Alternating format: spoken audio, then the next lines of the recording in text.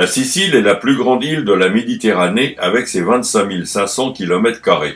Elle est plus grande que la Sardaigne qui n'a que 24 000 km². Sa forme triangulaire lui valut durant l'Antiquité le nom de Trinacria, qui signifie l'île aux trois pointes. Mais nous voici arrivés au club Lukea à Sinelunte.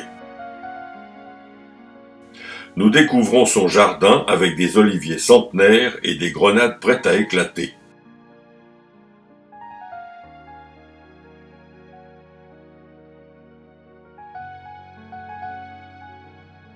À droite, le terrain de pétanque et enfin l'accueil de l'hôtel qui nous est fait par de sympathiques hôtesses. Ah, enfin la piscine, lieu incontournable pour se rencontrer et se reposer dans les nombreux transats mis à notre disposition. Pour aller à la plage, nous prendrons le petit train car elle est un peu éloignée du club.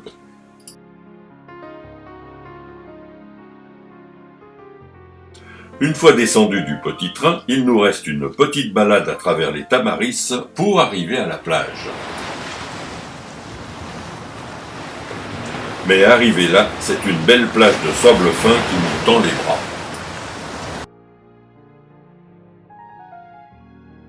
Aujourd'hui, nous partons en excursion pour aller visiter la superbe cathédrale de Montréal. Pour y arriver, il faut monter par les petites rues de la ville. Et enfin la voici, la cathédrale Santa Maria Nuova, Sainte Marie la Neuve. Elle est le siège de l'archidiocèse de Montréal en Sicile. Dédiée à la Vierge Marie, elle porte le titre de basilique papale mineure. Tout le monde écoute religieusement, c'est le cas de le dire, notre guide Pascal. Une statue de bronze montre Guillaume II qui offre la cathédrale à la Vierge Marie. Le portail sur la façade à l'ouest est signé et daté par Bonanno Pisano en 1186. Ces 42 panneaux modelés à Pise sont ornés des scènes de la Bible. La tour de gauche n'a jamais été terminée, mais au XVIe siècle, on y ajoute la chambre des cloches couronnée de créneaux. La cathédrale a une longueur de 102 mètres, une largeur de 40 mètres et une hauteur de 35 mètres. Un immense Christ qui bénit à la grecque et coiffe le maître-autel. Au centre, la Vierge Immaculée et l'enfant. L'intérieur comprend 3 nefs séparées par 18 colonnes à chapiteaux corinthiens qui soutiennent les arcades ogivales.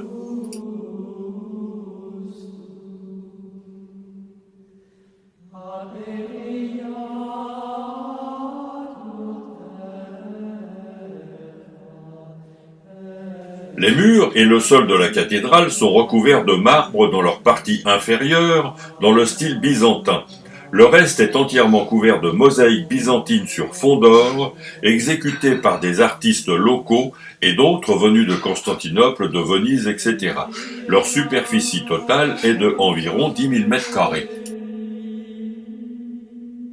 Ces vitraux représentent Ève tentée par le serpent, Dieu réprimande les pécheurs, et Adam et Ève sont chassés du paradis terrestre. Saint Pierre a été capturé et mis à mort le 29 juin 64 à Rome, crucifié la tête en bas par humilité vis-à-vis du Christ en martyr de la chrétienté. Tombeau en porphyre du roi Guillaume Ier.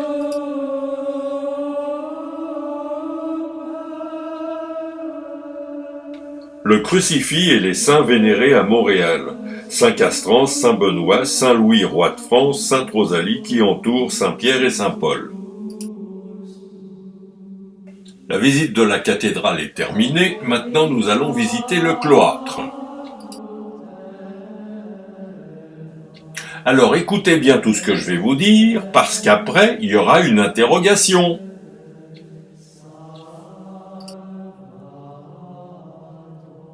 Le cloître est accolé au flanc sud de la cathédrale.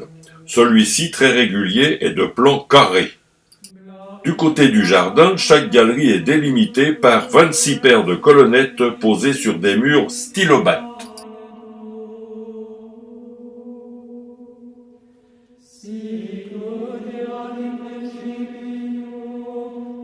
Les fûts des colonnettes sont tantôt lisses, tantôt sculptés ou bien encore rehaussés de marqueterie.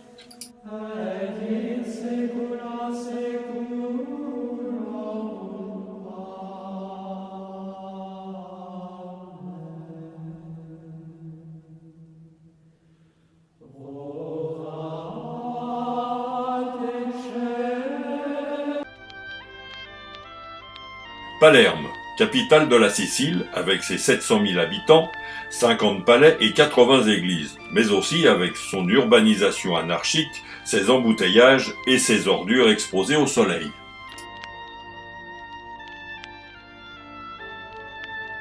Au hasard des rues, on peut rencontrer le roi Roger. Pascal, notre guide, nous a offert une spécialité sicilienne avant de passer à table. Ah, passer à table, un des moments les plus attendus de la journée. Nous y avons goûté la caponata, spécialité sicilienne à base d'aubergines, d'oignons et de poivrons. C'est bon, arrosé d'un vin sicilien bien sûr, du 80-20, qui est un chardonnay. N'est-ce pas qu'il est bon ? L'ambiance était bonne, mais on sait pourquoi.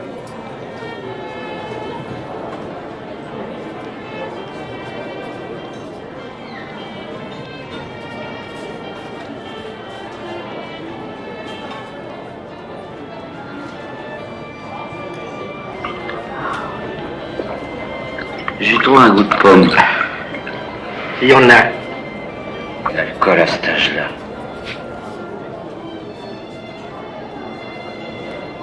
C'est là que Jérôme et Daniel ont fêté leur anniversaire de mariage. Quel beau voyage de noces!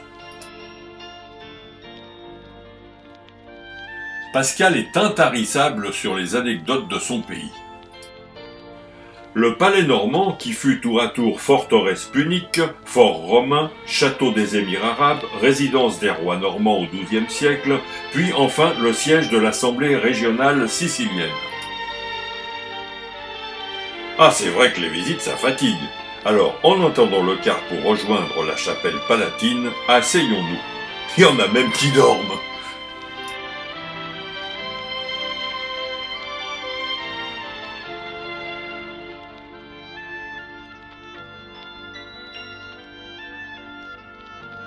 La chapelle palatine est une chapelle catholique édifiée à l'intérieur du palais des Normands.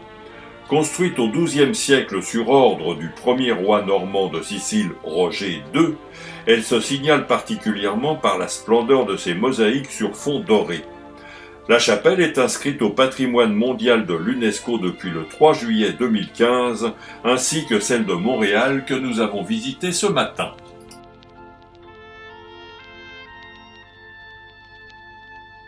Giuseppe Puglisi est un prêtre catholique italien assassiné par la mafia. Il est reconnu comme bienheureux par l'Église catholique. Il a été abattu en pleine rue d'une balle dans la nuque. Son assassinat a été commandité par des chefs mafieux condamnés depuis à la prison à perpétuité. Devant la mairie de Palerme, on découvre une fontaine dont les têtes de certaines statues ont été coupées. Il s'agit de la fontaine de la honte, ramenée à Palerme au cours du XVIe siècle. Les religieuses, dont le couvent se dresse sur la même place, furent choquées par la nudité des statues. Elles décidèrent donc de leur couper le nez. D'autres encore aujourd'hui ne se gênent pas pour leur couper la tête.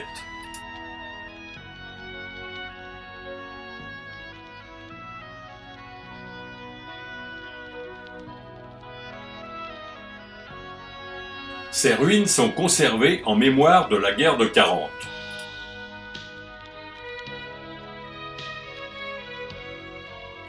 Nous voici au Quattro Canti, 4 champs. Cette place se situe à l'intersection des deux rues principales de Palerme, la Via Maqueda et le Cassaro, de nos jours le Corso Vittorio Emanuele.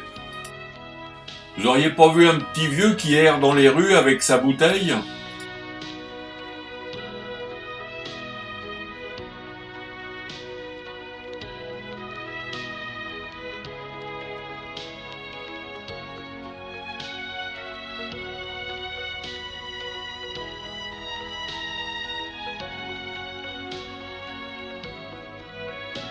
Allez hop, tout le monde en calèche, on rentre à la maison.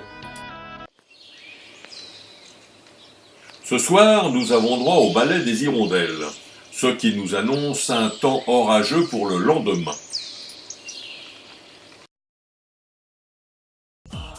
Mais c'est pas ça qui va nous empêcher de nous baigner.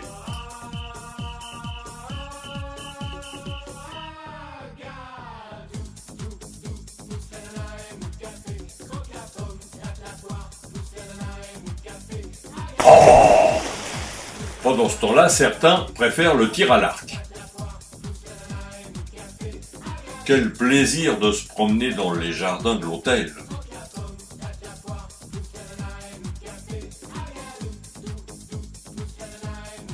Et s'il y a un moment que personne ne loupait, c'est l'apéro. Dis donc Alain, t'aurais pas un peu abusé de l'americano ?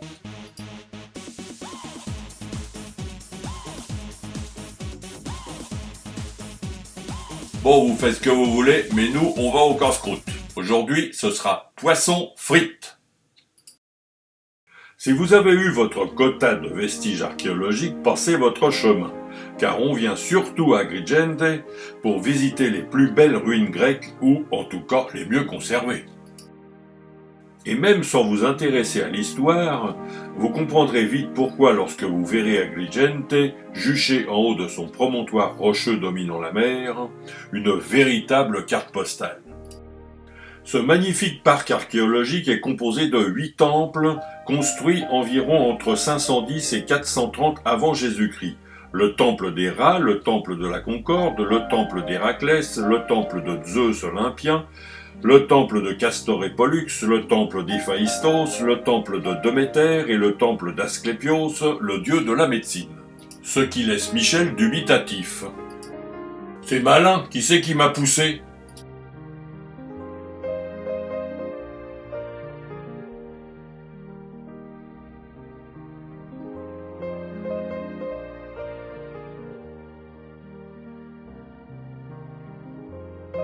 L'Etna est le plus haut volcan d'Europe. Il culmine à 3330 mètres d'altitude et l'un des plus actifs du monde avec presque 100 éruptions au cours du XXe siècle. Durant le XXe siècle, son altitude a fréquemment varié. Il s'élevait à 3274 mètres en 1900 et aujourd'hui à 3330 mètres. Ces pentes relativement raides sont interrompues par plusieurs bouches éruptives, notamment sur les flancs sud et ouest. Bravo à toutes celles et ceux qui ont été jusque là-haut, car il fallait un certain courage pour y arriver, et surtout que le temps n'y était pas très beau. À Castelvetrano, la plupart de ces monuments gravitent autour de 2 places principales, la place Umberto Ier et la place Garibaldi. Sur la place Garibaldi, il y a la mère-église. L'église a été totalement rénovée entre 1520 et 1579. Sur la place Umberto Ier, on ne peut pas manquer la célèbre fontaine de la nymphe datant du XVIIe siècle. Lui, il boude, il tourne le dos aux touristes. Toujours sur la place Garibaldi, nous trouvons le théâtre Silenus. Construit au XIXe siècle, la scène a toujours son rideau d'origine. Cette église de forme circulaire a été construite à la fin des années 500. L'église de San Giacomo contient une belle Vierge de Carmel de l'école Vito d'Anna.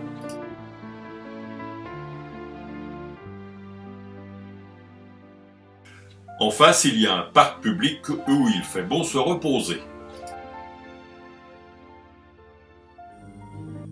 À environ 10 km à l'ouest de Selinunte, il est possible d'admirer l'une des plus grandes merveilles archéologiques secrètes de la Méditerranée, la Cave de Cusa. En 409 avant Jésus-Christ, de nouvelles déconcertantes arrivèrent à la carrière de Pierre de Cusa. Une immense flotte carthaginoise était aperçue naviguant à proximité de Selinunte.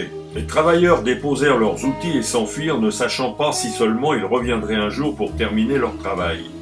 Des sections de colonnes à demi coupées restent attachées à la carrière, tandis que d'autres se trouvent éparpillées dans l'herbe et dans les champs d'oliviers environnants. Tout est resté exactement comme lors de ce jour fatidique de 409 avant Jésus-Christ, qui a fait de la Cave e de Cusa l'un des endroits les plus fascinants de la Sicile. Voici comment ces colonnes étaient taillées et emmenées sur le site de Sinelunte. Ah, Selinunte!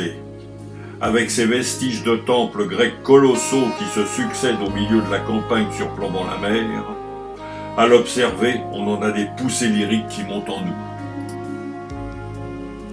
C'est en 409 avant Jésus-Christ que les armées d'Hannibal, alliées à Ségeste, rasèrent la cité sans faire de quartier.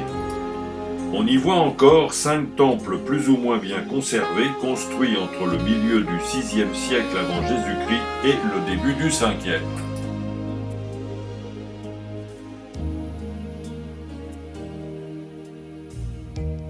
C'est beau, hein, les filles? N'empêche qu'il pourrait quand même mettre un peu d'ordre là-dedans.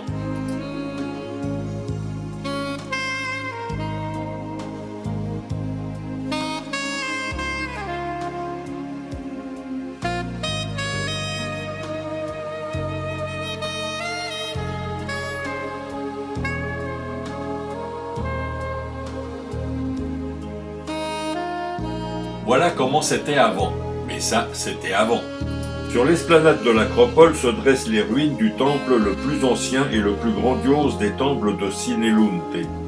Il était peut-être dédié à Apollon. À l'origine, il devait avoir 6 colonnes sur la façade et 14 sur les côtés.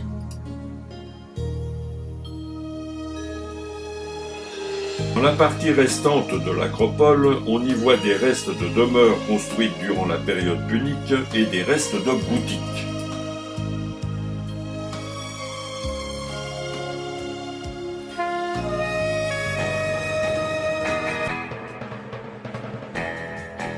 Mais revenons à nos moutons. Monsieur le maire, Hugues Ribot et ses Huguettes nous font un compte-rendu sur cette semaine harassante. Tout le monde écoute attentivement les explications, car il est vrai que de mettre sur pied un voyage comme celui-là, ce n'est pas de tout repos. Surtout pour eux, pas pour nous. Connaissez-vous quelques Siciliens célèbres? Giovanni Falcone, juge antimafia assassiné par Toto Riina, faisant partie de la Cosa Nostra. Paolo Borsellino, tué dans l'explosion d'une voiture à Palerme 2 mois après son ami Giovanni Falcone. Enzo Maiorca, plongeur sicilien, il a détenu 13 records du monde de plongeon en apnée. Son record est de 101 mètres à Syracuse. Salvatore Adamo, célèbre chanteur, né le 1er novembre 1943 à Comiso, en Sicile. Oui, tu l'auras ta revanche, tu seras ma dernière chanson. Frédéric François, de son vrai nom Francisco Baracato, né le 3 juin 1950 à Lancarafridi, en Sicile. Bon, mais c'est pas tout ça. Si on allait boire un dernier verre avant de partir.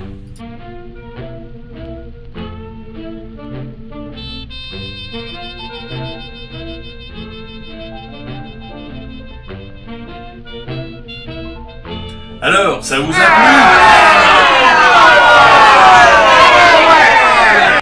Bon, bah à l'année prochaine alors. On compte sur vous tous, hein.